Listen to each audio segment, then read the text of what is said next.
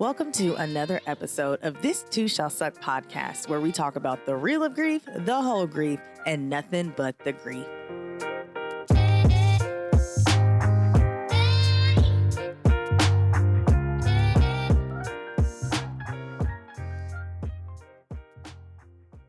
Welcome back, my loves. I am your host, Loryn Denise, and I am so happy to have you here. If this is your first time here, welcome. Thank you so much for joining me.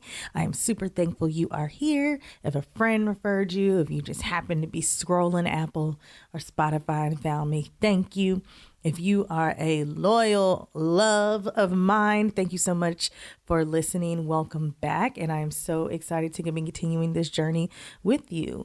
On today's episode, I want to dive into something called Disenfranchised Grief. I have been researching different areas of grief, as you guys know, and this is something that really just interested me. It really intrigued me, and I just wanted to talk more about it because I feel like it's something that a lot of us go through and don't realize that's what it is. And again, obviously, if you're here and you've been rock with me, you know that I talk about all different levels of grief, not just losing someone. So I really wanted to dive into this, especially just now. We're just in a weird time right now. Like, we're kind of happy, because everything that happened last year and for the past 4 years, but then we're kind of like, okay, now what? So I definitely want to talk about it, but I did want to share with you guys that This Too Shall Suck podcast is no longer operating out of Atlanta, Georgia. So if you're not following me on Instagram, why? You need to follow me because you get all the updates, including I'm doing a giveaway right now. So if you are not following me, please follow me there at TTSS Pod. But I shared with my social media followers that I have moved. I have moved from Atlanta. And I have moved to, drumroll please, because people have been asking me all on social media and I have not been telling. But I moved to Cincinnati, Ohio. I know you guys are probably like, girl, what? Cincinnati? Or if you're from out of the country, you're like, let me Google what Cincinnati is. But yes, I moved to Cincinnati, Ohio. I do have a very good reason I moved here for family. I will share that at a later time, but I moved here to support a family member of mine who is battling with breast cancer in a great place. Let's just say that she's in a great place. We're moving swiftly through the process. We're almost to the end of it. We're declaring victory.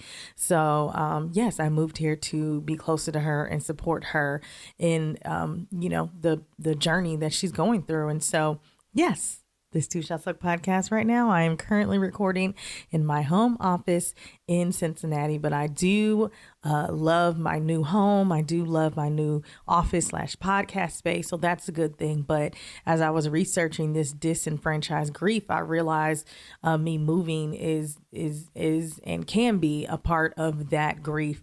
And I recognized that I was having maybe some moments of grief while I've been here. And I've been here maybe a little bit over a week, close to 2 weeks now. And, it's just getting used to things. So I'm excited to talk about it. I'm really excited to talk about this and to share what I've been researching and hopefully get the guy who actually coined the term on the show next week when I do my live. So I'm really excited about it. But let's go ahead and dive on into it. So disenfranchised grief. So if you think about, grief, we'll just take off the disenfranchised part of it. And I'll probably say what am I saying? I'll probably say DG throughout because saying disenfranchised grief is just such a long word. So if I say DG, just know what I'm talking about. Okay. So when you think about regular grief, you think about it as an emotional response to some type of loss, whether that's losing a parent, losing a job, losing whatever, right? That's what the normal we'll say definition of what grief is. But a disenfranchised grief, or look, I'm talking about GD. We talking about a gang. Lord, DG was actually coined by a Dr. Kenneth J. Doka, and he actually coined the term about 20 years ago. And he has researched so much on grief. That's why I really want to have him on the show. But he coined the term about 20 years ago, and he defined it as grief that a person experiences when they incur a loss that is not or cannot be openly acknowledged, socially sanctioned, or publicly mourned. So basically all that is saying is that it's a grief that people don't typically think of as a grief, or people don't acknowledge as a grief, or people stigmatize it. And so it doesn't look like a grief, or it doesn't look like something you should grieve. And this can happen for a number of reasons. And so he gave 5 reasons as to why this could happen, which I thought was super interesting. He said, this could happen, or reasons this could happen, is the loss isn't seen worthy of grief. So if you think of something like a non-death loss, so, you lost your home, to eviction, or you are getting clean and now you're mourning the loss of the drugs. Ooh, people don't want to talk about that. But yeah, now you're clean and you're actually mourning that loss of the drugs. But you need to get clean. You needed to get clean, but you are still mourning the loss of those drugs, or the loss of a job. Again, that's not necessarily a loss of a person, right? But a lot of people lost their job last year, or moving. Again, that loss of community that I had in Atlanta, or even something as people think of it as simple, but finding out a secret about someone that may have you looking at them differently, or, maybe they said something about you that you didn't know. And so now it's created kind of a weird space in your friendship. So these are some things that I say when it means the loss isn't seen worthy of grief. Another reason is the relationship is stigmatized. And so some examples of this is, thinking about somebody cheating on you, like you're mourning that loss of someone cheating on you, or you're mourning the loss of that breakup because someone cheated on you. And even a breakup, the relationship is stigmatized. Because again, if you think about it, some people might be like, oh girl, like the quickest way to get, what's the saying? The quickest way to get over somebody is get under somebody. Okay, that's not necessarily true. In some people's case it is, but Candace Wright, who was on here on a couple episodes ago, if you haven't listened, go back and listen to that episode. But she made a comment to say what may be, it was really good. But she basically said, like, what may be like simple for you may be like really detrimental to me. So, making comments like that, they're like, oh, they just broke up, like it's not a big deal. Or so like getting a divorce, or even the loss of a pet. Again, yes, you literally lost the life of this pet, but people are like, okay, it's a pet, you can buy a new one.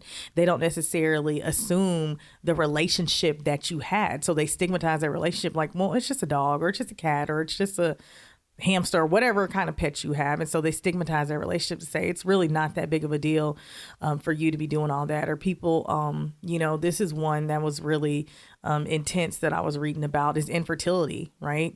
People are like, oh, people, lose babies all the time, or, because they don't understand it. They don't understand the reaction behind it. And so again, they stigmatize that relationship behind it. Another reason is the mechanism of death is stigmatized. So you think about suicide. You think about, people, again, you need to definitely listen to that episode with Candace Rice. You need to listen to the episode with Brian Patrick. I had them both on talking about, Brian talked about the aftermath of suicide. My friend Brandy, his wife, committed suicide last year. And then Candace is an attempt survivor. And so go back and listen to those episodes. But again, like something like that, people think it's selfish and all of that, or an overdose. Again, people are like, well, they overdosed. So, it's not right for you to grieve the loss of someone who overdosed. Or this is one that I read that was really, I know it might be a little triggering to people, but an elective abortion. Again, you have a lot of people out here, the constant battle that you hear is pro-life and what is it? I guess pro-life. And so it's like, well, I got an abortion because it's whatever your reason, it's none of my business. Like, let's be very clear, but people have very strong opinions about abortion. And so, that's kind of where that disenfranchised grief comes from, which I'll dive into some of the symptoms and all of that in a second. But, because people have such strong opinions on that, and you felt the need to get an abortion, or, your a wife or girlfriend or baby mom or whatever decide to get an abortion, people may be looking at that for some type of way.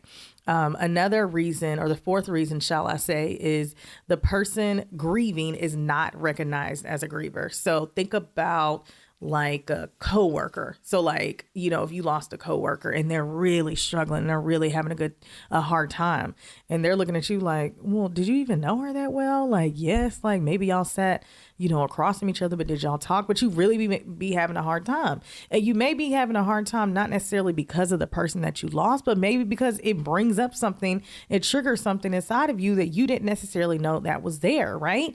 And so, people don't really recognize that as grief because it's like, well, you didn't even know them that well. Like they sat down the hall from you, they said hey to you, or, oh, they made the coffee go, or whatever, right?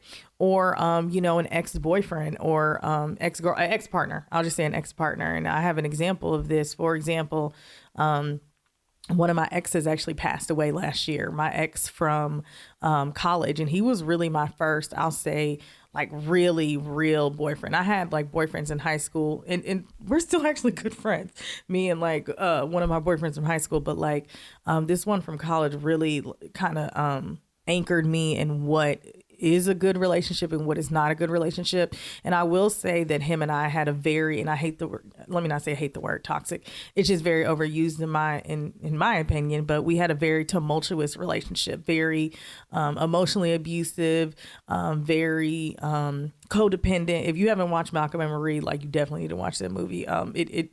It basically showed me and my ex's relationship. So like that's the type of relationship that we had.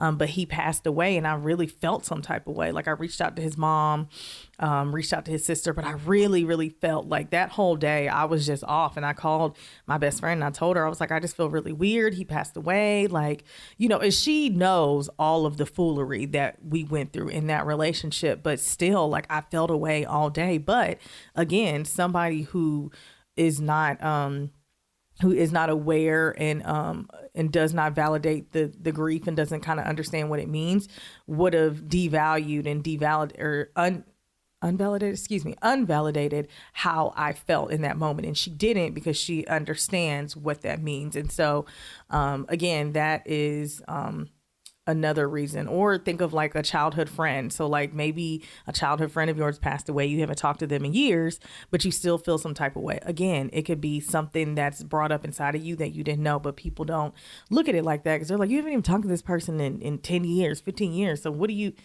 mean you're mourning? What you mean you're grieving, So that's that. And then the last reason why is the way someone is grieving is stigmatized.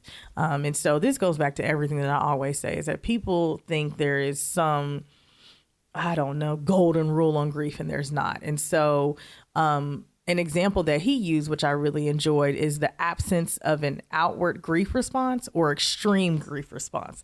Again, going back to my thought process of there's no golden rule on how to grieve. I always tell people there's no right or wrong way to grieve. There's good and bad ways. I will say that, like, because, and when I say good and bad, like if somebody, you see all these movies of like, somebody, kills a loved one and then you go out to avenge them. And now, you're a vigilante out here. There was some good movie on Netflix actually about it, but you're like a vigilante out here killing everybody because they done killed your family. And again, I'm not telling you it's a right and wrong way, but what I am telling you is that you're going to go to jail if you get caught, and you probably will. And you probably shouldn't be out here killing people because now you got other people grieving, but that's neither here nor there. Either way. So again, if you have a really extreme response, and when I say extreme, I say that lightly because that is an interpretation. That's up to interpretation for everybody. But if you have a really extreme response to some type of grief that's not socially accepted, again, you get an elective abortion or a loss of a pet or a suicide or losing a childhood friend, a coworker, or you don't show any emotion. Like, again, people are like, oh, well, they kind of mark it off or don't validate it because it's not there, right? So those are the reasons why disenfranchised. Why am I struggling to say that word, y'all? Why am I struggling? DG. That are Those are a number of reasons why DG can happen. And you know what? At the end of the day, like, it really isn't a black and white thing. Like, of course, with any type of grief, there's always a gray area, as I say, a pink area, because pink just sounds so much better. So there's always a pink area there. And it really is up to your community, your social settings, your environment, right? Because that's the whole idea behind DG, is that it's culturally not acceptable, socially not acceptable. And so I'll just say, for me, in my community, I don't necessarily have this issue. I can, depending on which community that I'm going to, but there's a specific community in a large portion of my community that this is not an issue, because if your community is not openly acknowledging or socially accepting, or, you know, doesn't allow you to publicly mourn, then, you know, of course you're going to have that disenfranchised grief. But all of my friends, obviously, having this podcast, going through the grief of my parents, you know, they understand that any type of grief is socially acceptable. They can come to me with any type of grief and it is socially acceptable to me, because I am never going to tell you that how you're feeling is not valid. That's just not true. Like, and let me say that I have gotten better at that. Again, therapy, thank God. But, you know, of trying not to invalidate people's feelings. I'm not perfect. I'm not 100%. So somebody's listening like, well, Loryn, actually that one time, listen, I said what I said. Okay. Like, I'm not perfect. I'm working on it, but I try my hardest not to invalidate people's feelings, because that's the whole point of DG, like, is you invalidate, you know, how they feel and what they're saying based on what you think is culturally acceptable. And that's just not fair. And so really, that's why I said it's like a pink area, because it's not black and white. Because for me, in my community, in my large community, like, it's easy for us to talk about different levels of grief, because I talk about it all the time, right? But in your community, it may not be something that you talk about. And so it's basically, you know, trying to take the rules, right, of grief, and to, like, dictate who is entitled to grieve and who's not. Like, okay, well, Loryn lost her parents, so she can grieve. Cool.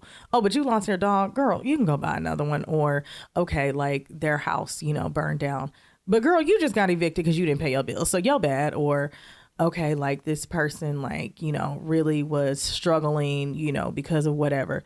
Okay, but girl, you got an abortion because you know, had sex with some boy you didn't want to, right? Like, that is the whole idea behind DG, and it's terrible. And it's basically a level of entitlement that people try and put on you to say, like, hey, like, you don't deserve the support, or you don't deserve the acknowledgement, or I'm not going to validate how you feel, because, I mean, that's not really an important type of grief. Like, it's really not that serious. You can, like, deal with that.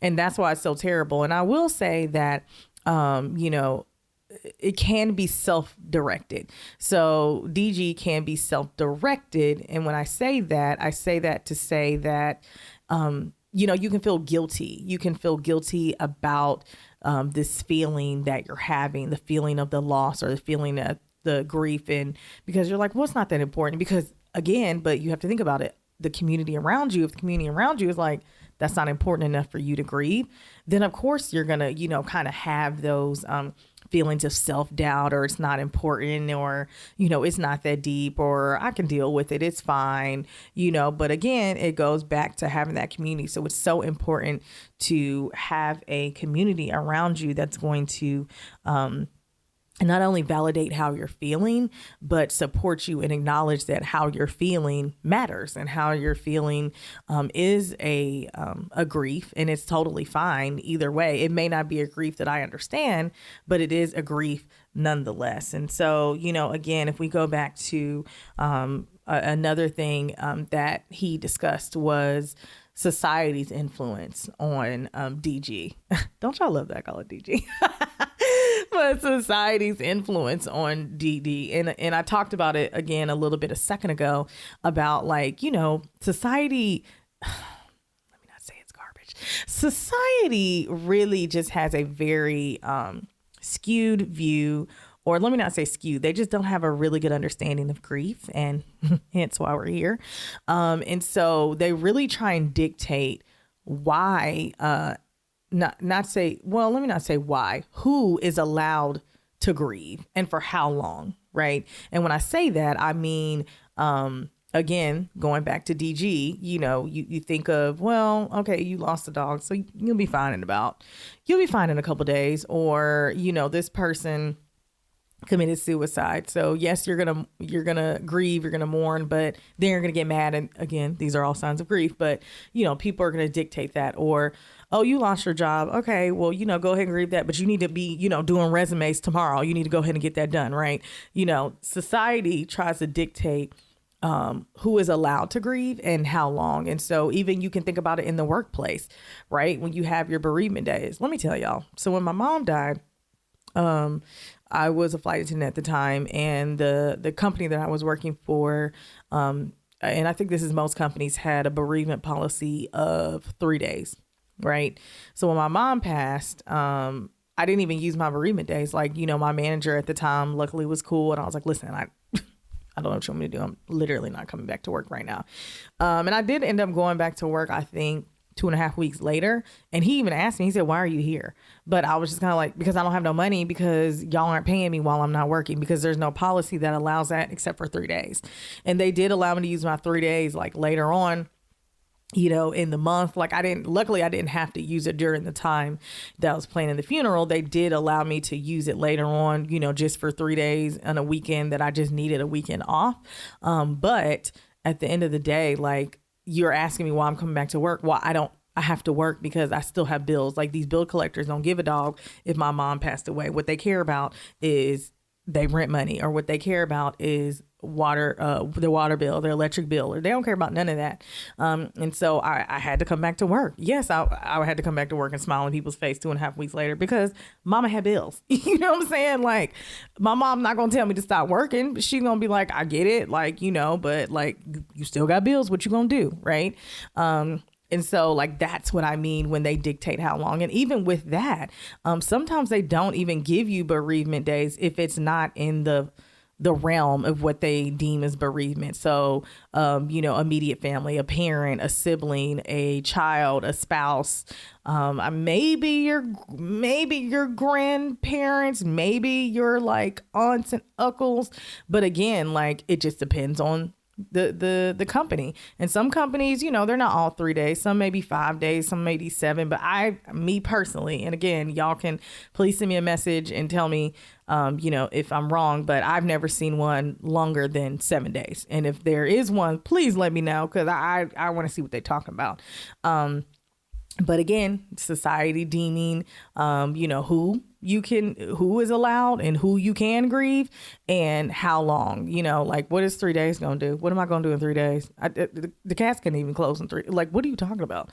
So, so we'll talk about, so that is what I mean by like society's influence, or having people who are close to you, so close friends, close family, close coworkers, really not understanding why you're feeling the way that you're feeling. And so in turn, minimizing, and they may not even do it on purpose, but minimizing or rejecting your thoughts about it, or how you're feeling about it, or, just not getting it, because they have not experienced that type of loss. Or if they experienced it, it may have not affected them in the same type of way. And so they're unable to really grasp your reaction. And so you really may, again, be struggling with the coworker, and they're like, girl, all she did, like, she just got you coffee, right? But they may not understand that it may be a trigger for you, or it may not even be a trigger for you. It really may have just hurt your feelings. And it's nobody's business as to why it hurt your feelings like that. It really isn't. But at the end of the day, they're like, why are you reacting like that? And so now in turn, like, you're like, okay, well, maybe I am overreacting because, I really didn't know her. We only did go to coffee, here and there. Right. And that's not what it needs to be like. But again, sometimes they do it unknowingly. And then sometimes they do it on purpose. Now, if they did it on purpose, we'll have another conversation about that in a few. But if they did it unknowingly, again, that is society's influence, or culturally or socially, your community influence that is causing that DG to happen. Or experiencing, and again, I had an episode about social media and grief, experiencing online rejection or shaming about your loss. So, people love to get online and share how they feel. And it can be a beautiful place to do that, but it also can be a very ugly place to do that because you open yourself up to the opinions. And I say this to my friend all the time. She's always saying something to me about like, oh, don't put that online. And I'm like, listen, yes, I open myself up to opinions, but people also open themselves to my responses to their opinions. Okay. So, it could go either way. But, having, you putting something online to say, oh, I lost my dog or whatever your loss is. Sorry, y'all, my hands, my producer calls me the Busta Rhymes of podcasting because I get my hands talking, I'll knock the mic out. Yeah, it's out of control up here. You can get online, experience, sharing whatever your loss is. And, again, we have, what do they call them now? Keyboard thugs? I think they call them keyboard thugs. A lot of people like to say a lot of stuff and a lot of people have opinions. And so, you may be getting shamed or you may be getting rejected for whatever your loss is. So now you go into this place of kind of suppressing your feelings and suppressing, those emotions that are happening around it. And so now you have this disenfranchised grief because now you've got online and, the keyboard thugs have been like, yo, what's up? What up with it? And it's like, oh God, y'all are terrible.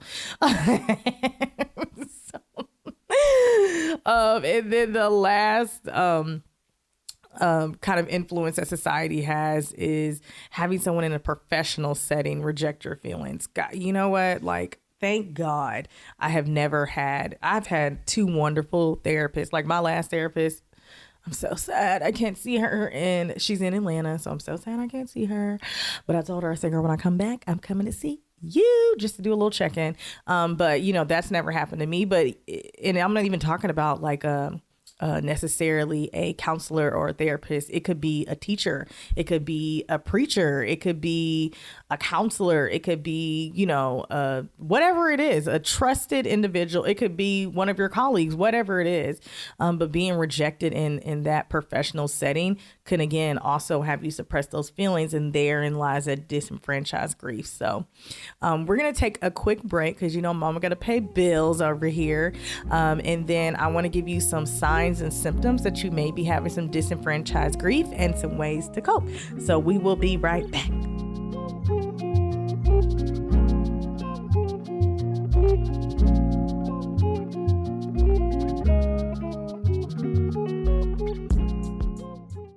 This week's episode is sponsored by Anchor. If you haven't heard about Anchor, it's the easiest way to make a podcast. Let me explain.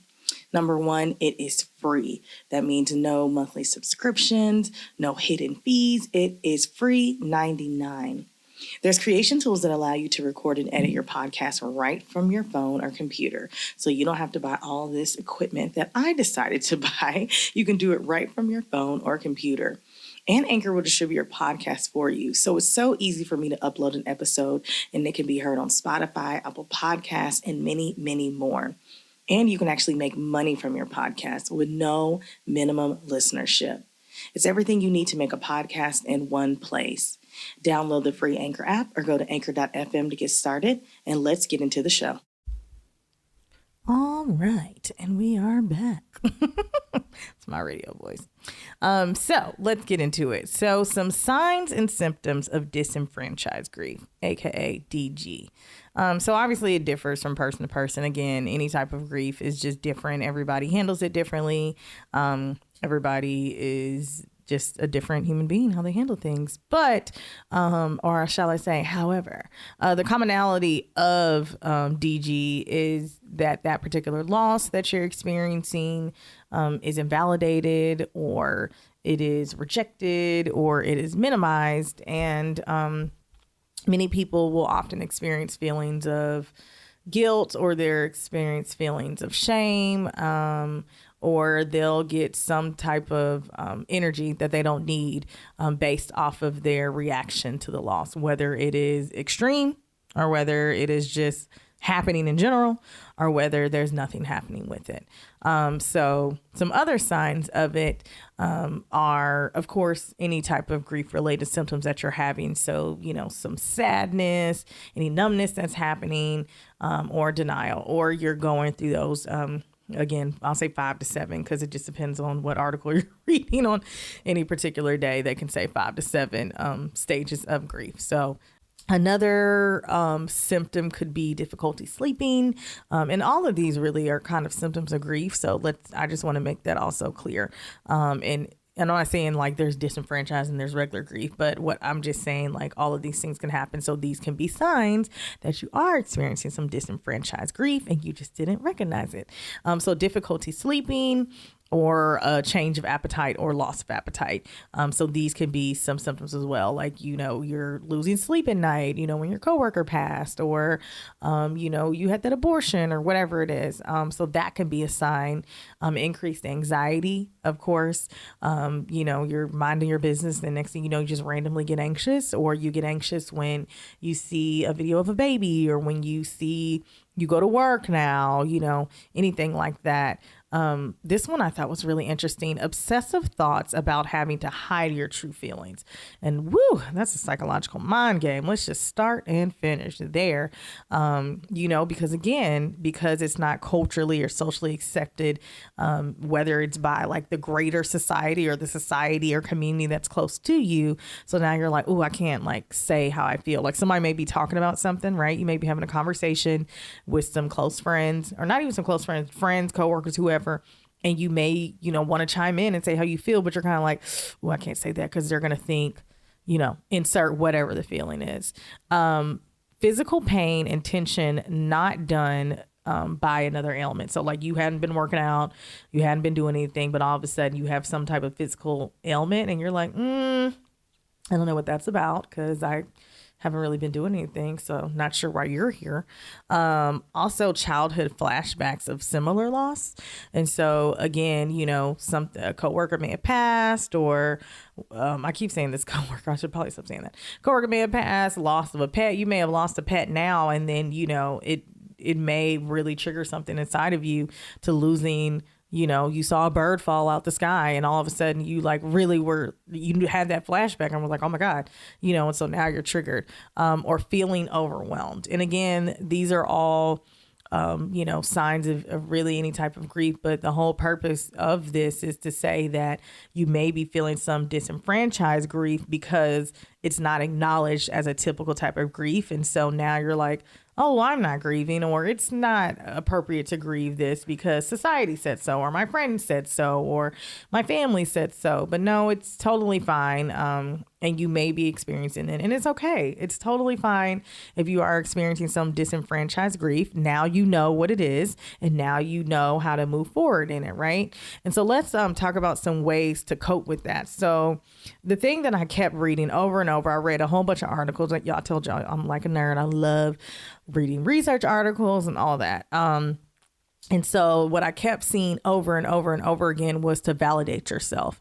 And that's really important, especially in the grieving process, is to really validate how you feel, that your feelings are real. Your feelings matter. They're valid. And that's what I went back to that point of trying not to invalidate people's feelings. And, that your feelings do have a purpose, right? Whether you understand it or not in that moment, they're valid. How you're feeling about a specific loss or whatever it is valid. And so, I always tell people to do a check-in with yourself. So check in with yourself to say, hey, Loryn, how am I feeling today about this particular situation? You know what? I don't really feel good today. Or, you know what? I feel okay today. And you know what? Like, give yourself permission to feel however it is that you feel, but like, just give yourself permission to feel. So whether that's happy or whether that's sad or whether that's numb or whether that's indifferent, give yourself that permission and be okay with whatever that is. And let's start processing it. So if you're like, you know what? Today I feel really sad about getting clean and I really miss doing heroin right now. That's fine, right? That is a valid feeling that you have as someone who was an addict, who now is getting clean, who is remembering that feeling that you had of getting high, but you also know that is not something that you want to do again, right? But I feel sad about it today. let me process this sadness and let me move forward to say, you know what? I am sad today. I miss doing heroin today, but I actually feel good that I'm not doing it. I feel more alert. I feel awake, or, I feel like that I can call my friends and hang out. I don't feel, isolated, whatever it is, right? But give yourself permission to feel however it is you want to feel. And I know y'all gonna be like, what, Loryn? But see, that goes back to that disenfranchised grief. You do not get to validate how someone feels because you feel a way about it. Like, that's just not how that works. And so if you are experiencing some disenfranchised grief, you're going to have people who feel that way. So you have to validate yourself first and foremost. And you can do this by finding different support groups for that particular loss to kind of help validate your feelings even further. So once you've kind of validated how you feel and that it's okay, and checking in with yourself and giving yourself permission to feel, it's time for you to kind of find that support that you need. So whatever that particular loss is, when I tell you there's a support group for everything, if you have Facebook, they have a group for everything. They got a whole commercial about it. Like, there's a Facebook group for everything, and I mean everything. So you can literally, Google is my best friend. Anybody who knows me, they will tell me something and I will get on Google 2 seconds later to just make sure they talking about what they talking about. Okay. So like, but you can literally type in whatever it is: support group for pet loss, support group for infertility, support group for losing a house. Like, when I tell you anything will come up, it'll be some type of group. It'll be some type of, virtual Zoom support group for getting over 2020. I'm not there yet. Anything, whatever you have to do once you validated yourself to help kind of validate your experience and to get the support and the resources that you need. And so this is what I said. Let's talk about this. Let's dive a little bit into this next one that they were talking about. Give yourself space from those who bring you down or have invalidated your feelings. And so this is something that I'll say personally that I have struggled with, or I'll say been struggling with. I've been having some some disenfranchised grief within myself about particular people in my life who I feel kind of invalidate me all the time. And so, I have been putting space between me and I'll say this particular person. And, because I realize I only want people in my life who are going to uplift me and who are going to cheer me on, who are not going to question me all the time, who are not going to make me feel that I'm not adult enough to do certain things. You know what I mean? And so, really just giving your space from those people who are doing that. And I know it is easier said than done, trust me, but it does make you feel way better, and it makes you feel very validated in yourself. And when you have, I've had the support and been able to speak to other people about the situation, and having their support means a lot as well. So just giving yourself space from that is really important, because what I do know about grief is that it is very important to process it, to like fully process it, than to save face. Okay. Because you can save face all day, but if you haven't processed that grief, I promise you that face that you're trying to save is going to show its ugly head real quick. Okay. That other face that you're trying to you're like, oh no, I'm going to I don't want them to know. No, forget all that. Forget all that. I know there's an ugly face behind there with grief. That's the whole point of it. But there's also a beautiful face behind grief. You know what I'm saying? So that face that you're trying, this fake face that you're trying to save with whoever this person is, no. It's way more important to go through the process of grief than to save face. And so on that as well, it's important for you to let those people know. And that goes back to me saying, sometimes people invalidate your feelings and they don't know, but to let those people know, I'll say, well, let me be clear, the people who you trust know. And so if you have a friend who you feel like invalidated your feelings and for whatever reason, when you're telling them about, kind of how you're feeling, it's important for you to share that with them, to say, hey, in this moment, I felt this way. I don't know if that was your intent, but this is how I felt. Because what I do know is that if you use I statements, can't nobody tell you how you feel. Now, how they choose to feel about that has everything to do with them and nothing to do with you. But if you're saying, in this moment, I felt that, you know, you were invalidating my feelings, and I felt that way because, and if you have examples, even better, and it really hurt my feelings, right? So now we can have a conversation about it. Now you can go through that grieving process to say, and you can see whether this person really invalidates your feelings or they really just didn't know because they didn't have a grasp or they didn't understand. And so I think it's really important to give yourself space from that. But if it is somebody who you feel like, you know, is somebody trusted and you want them in your life, to also give them the space to be able to say, you know what, I didn't understand that, but now I do. I apologize. I want to learn. You know, thank you for telling me, you know, give them the space to do that. And it may go that way and it may not, but either way, you know, and then you can decide if you want to give them space or not. So I say all that to say, you can decide if you want to give them space or not, if you have that conversation, or if it's just someone that you know is just kind of like that, give yourself space from them. If that's give yourself space from them permanently, I'm all for it. I mean, my cutoff game is not strong. Let's be very clear. It's not strong. But I do know people's cutoff game is strong. Mine is not.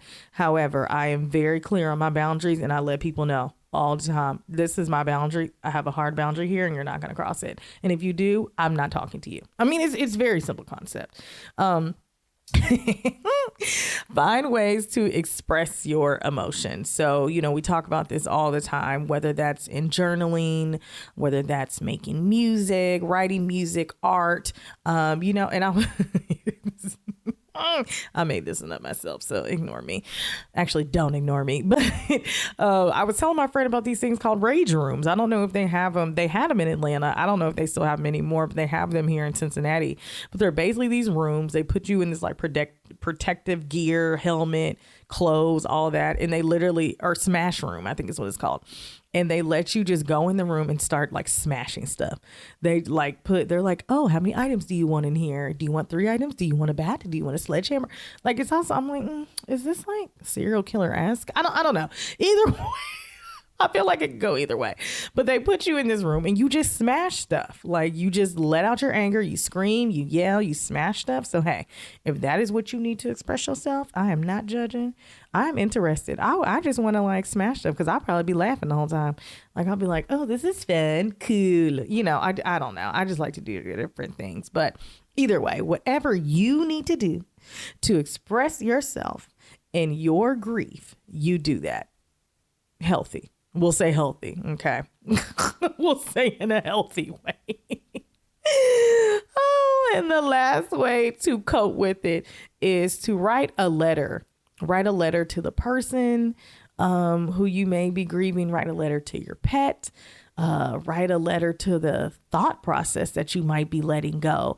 You know, just write a letter to kind of release some of those feelings. I know one of my friends, she writes things and then she burns them. I've heard that. Or you write things and you put it in some drawer that you probably won't find it for 10 years later.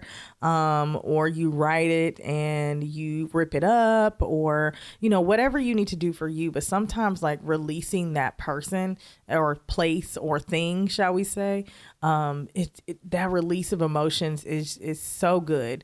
I don't remember if I shared with you guys, but back the year after my mom passed, so 2016. So for her birthday, we did a thing. We wrote like little notes on index cards, and then we put them on the end of balloons, and I put some lights in the balloons, and at nighttime we did letters to heaven. And so we released the balloons in the air, and, you know, they floated off with the note cards in them. And so it was kind of like releasing and saying those things to my mom that we needed to say, and kind of releasing her and allowing us to move forward in life. Right.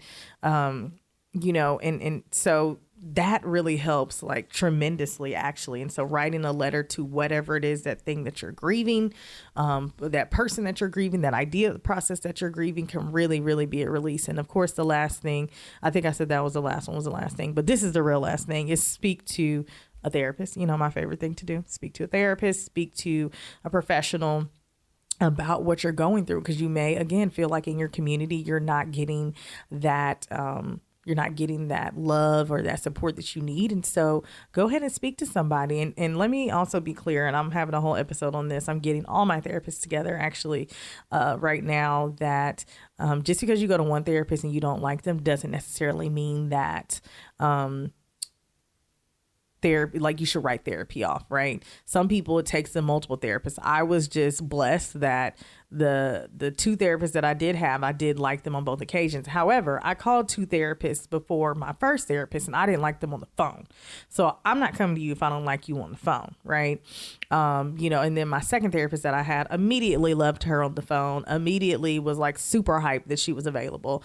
And it was a great growing process with that. But I say all that to say that if you do go to a therapist and kind of express how you feel, and they do kind of give you that disenfranchised grief, or I'll say, kind of elevate, or what's the word I'm looking for? Kind of, I can't even think of it right now, but they make that grief more prevalent, then it's okay if you don't want to go back to them. Find another one. It's fine. Keep searching until you find the one you want to find.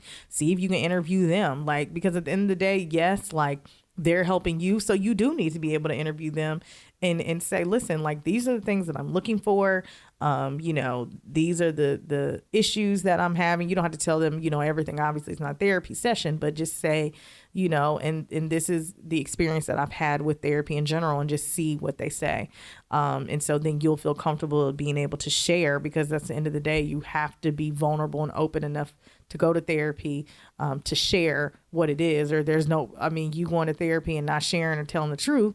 What's the point of you going? You could have just continue to talk to your homeboys and your homegirls. So, that's it, you guys.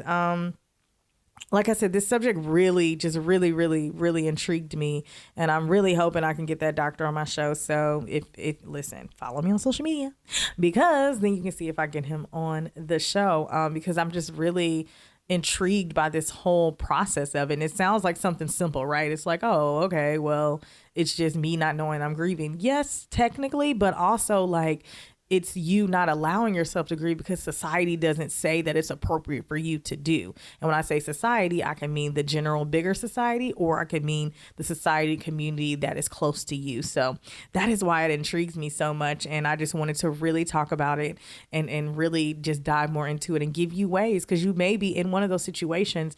I think I'm going to put in the show notes the article that, or I might write a blog. I don't know. We'll see. But there was an article that I read, and it had like 64 ways of disenfranchised grief. And they were all just like ways. I'm like, of course that's a grief to me, right? But I do see how society deems these things as not grief. And it's like, really? But again, for someone who is really like involved in understanding the grieving process, to me, I'm like, yes, these things are grief. But I understand looking at this, how society looks at this is like, that's not a grief. You need to get over it, or you need to whatever, right? And so anyways, I think I might put that in the show notes. If you don't see it in our show notes and you see a blog post that I did, it's because I just wanted to get my good creative writing skills on. But, as I always say, and as I always love to end my episodes on, as you're trying to understand if you are, having some disenfranchised grief, if you are having those conversations, if you are trying to just understand the psychological effects that it's having on you, or the psychological effects that it's weighing on you, or you're just really trying to get a community or some support to say, you know what, I am having some disenfranchised grief. I want some help. I want to go to therapy. I want to go to a support group. I want to talk to my friends. I want to check in with myself and validate myself. As you're doing that, as I always say, be kind to yourself and give yourself grace, because if you don't, who will? That is it, you guys. Thank you so much for listening to another week's episode of This Too Shall Suck podcast, where we talk about the real of grief, the whole grief, and nothing but the grief. This episode was produced by Mike Sick, and our original music is produced by Jimmy Samaj. Follow me on social media, guys. This is where we talk about a lot of these things. Send me a DM. Like I said, I have some special things coming up. You can follow me at TTSS Pod You can visit my website at this2shallsuckpodcast.com because maybe I'll put some blogs there in a second. Also, feel free to drop me a line about any questions or any topics or any type of disenfranchised grief that you may be having yourself and didn't realize until you listen to this episode. You can shoot me an email at hello@this2shallsuckpodcast.com.